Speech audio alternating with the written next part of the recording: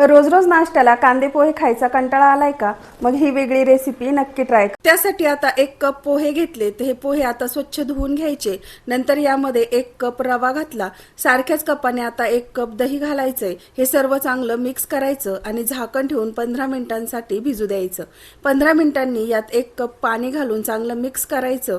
आता हे मिश्रण एका मिक्सर जार मध्ये घालायचंय आणि नंतर यात चवीपुरतं मीठ घातलं। मिक्सरला बारीक पेस्ट करून एका बाउल मध्ये काढली। मिश्रण घट्ट वाटत असेल तर थोडं पाणी घालून कन्सिस्टन्सी ऍडजस्ट करा। शेवटी अर्धा टीस्पून बेकिंग सोडा घालून मिक्स केलं। आता गॅसवर गरम नॉनस्टिक पॅन वर पाणी शिंपडून पुसून घ्यायचं। यामुळे तव्याचं टेम्परेचर मेंटेन होऊन डोसा तव्याला चिकटत नाही। 2 पळी मिश्रण तव्यावर घालायचं आणि हलक्या हाताने पसरवून घ्यायचं। मीडियम गॅसवर वरच्या बाजूने डोसा कोरडा झाला की उलटवून दुसऱ्या बाजूने पण भाजून घ्यायचा। मस्त अशी याला जाळी पडली काढून घ्यायचा। मिक्सरला भाजलेल्या शेंगदाण्याचं कूट, तिखट लाल मिरची, काश्मीरी मिरची, मीठ, साखर, दही, थोडं पाणी घालून चटणी बारीक वाटायची। तडका पॅन मध्ये गरम तेलात मोहरी, हिंग घालायचा आणि ही फोडणी चटणीवर घालायची। तयार आहे जाळीदार मऊ स्पंज डोसा। रेसिपी आवडल्यास लाईक, शेअर, सबस्क्राईब करा।